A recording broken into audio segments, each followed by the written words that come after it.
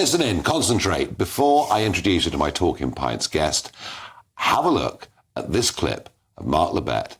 And there he is, and he's doing his job. Yes, he's doing his job on The Chase. See how you can compete against him with these questions. Andy Bell and Vince Clarke made up Eurasia. rock band. Correct. Liz Lemon is a character in what US comedy 30 series? Rock. Correct. What's the name of Margaret Thatcher's son? Mark. Correct. Riesling is a variety of what fruit? A grape. Correct. What country was formerly known as Northern Rhodesia? Zambia. Is correct. Who was the first Archbishop of Canterbury?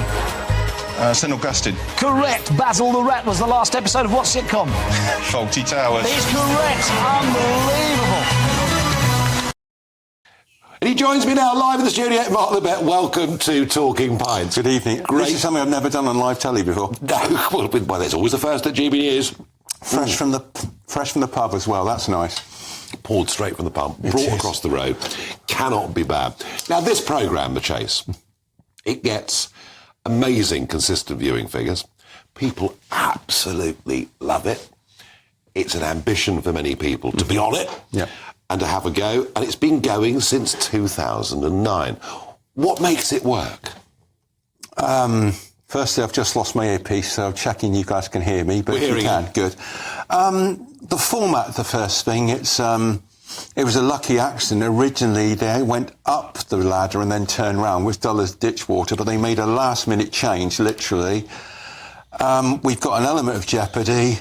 We've got, and I know I'm biased, the best game show host in the English-speaking world right now. And then, most importantly, it's got me. Of course, no, you clearly... for those that don't know it, members of the public come on, they're tested on their general knowledge, but they're tested against you guys. Yeah. And you're the professionals. Yeah, well, we've become professionals. We all got eminence in the world of quizzing, so national championships. I, for example, captained Wales and represented him a few times. Annie is a former world ladies champion, so we've got that level of thing. And that's the aim. It's 4 against 1, and we're there to literally provide a test. If somebody wins by playing well, I don't like it. I go congratulate them and say, well played, you've earned the money. What I don't want to do is feel I'm giving it away. Yes. Now, we'll come to the competitive nature in a moment. One of the qualities, clearly, you've got to have a good memory. Yeah. Clearly, you've got to have, a reasonably quick mind. Mm-hmm. Everyone gets all of that. What I want to know, Mark Labbett, as somebody that's done all sorts of quizzes and mastermind and all the things you've done over the years, and you're doing it for a living, how do you practice? Well, I'm lucky because I'd claim I'm the natural, that I pick up stuff by watching films, reading books. For example, travelling on the tube is great because you clock what are the new books out, the new plays, etc. And I've got what I call sticky memory, that ability to just drag it back in and use it. Is that a photographic memory? Well, an eidetic memory. There's some argument whether it exists, but certainly when I was younger, it was pretty close to it. It's still exceptional. I'm one of these people, if you put me in a room and there's, say, about 4 or 5 posters, then you ask me a minute later what was on the poster, I'll go, that. Same time, you say what the colour scheme was, I wouldn't be able to tell you. It just doesn't register with me at all. I'd be the world's worst interior decorator. Now, you're an academic, MA, mathematics at Exeter University, all those things. College Oxford, but... I got that wrong, sorry. No, and you've got, you've been a supply teacher, you've done all those things. How does a bloke with that background finish up working at Butlins? Started working at Butlins. And I'll say it now. I'm teasing you, but I know. And I'll say it now. It was the best finishing education a young man fresh out of Oxford ever got. You get to learn quite a bit about life. I spent the summer working as a drayman, so moving the beer barrels around, etc., which was good for a bit of physical fitness. And there they had these trivia machines, which were my personal piggy bank. So thank you very much. So you'd put some money in, play this game and make money? Start the week with £3 and end it with about 200. So you found what you were really good at? Yeah, and how many people are lucky enough to find the job they were... You couldn't design a better job for me than The Chase. It's got all the skill sets for me. Fast brain, good knowledge, a bit of personality, and dare I say I'm just enough of a wrestling heel that people like me. You've just got to be enough to be the guy they love to hate. And you did everything on the way there, didn't you? Yeah. You appeared on Countdown and did all the... And you did Mastermind as well, which is an incredible programme, isn't it? Oh, and the problem with Mastermind is, in fairness, is you're entirely at the mercy of the producers, because it's the one show where you're not competing directly against anyone else. You just get your own questions, they get theirs. And if they're lucky enough to get nicer questions than you, or you get harder ones, you just got to smile and go, well played. Yeah, no, what you're doing in the chase, it is, and we mentioned this earlier, it is competitive. Yeah. There is a battle between the person that's coming on, a member of the public, and you. Just how competitive does it get? Well, let me put it this way. I'm renowned for not even letting my beloved nieces win at Snap. That's how competitive I am. But that's part of the thing. Is my job is to test the people. A lot of my colleagues play it for laughs because of their background in comedy, etc., which is great by them. I see it, my job's to bring the legitimate competition. You want to beat me, you've got to earn it. And you'll appreciate that. The respect is a rock-hard currency, and for me, when they look in horror when I come round the corner, you can't put a price on that because you can't buy that reputation, you earn it. They're excited to be on the show, but they don't want to see you. The number of times they just go... And that is extraordinary. There must have been times when you've lost your temper doing it. Just a little bit. Just a little bit. The stories that you might have punched a couple of walls backstage. Yeah, your point being? Well, no, that you're that you are a competitive person. But how can I put it this way? It happens about once every 2 or 3 years.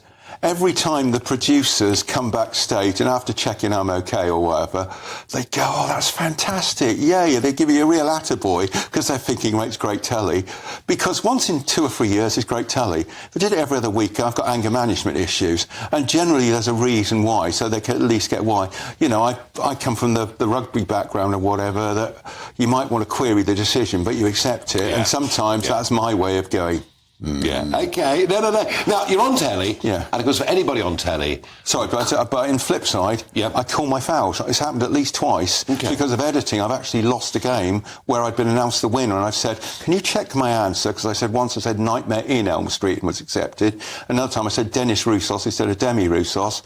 So they went back, re-edited it, and redid it, and I lost as but it was the right thing to do as a professional. So you want to play it straight? You absolutely. You've got it. It's only fair. Yeah.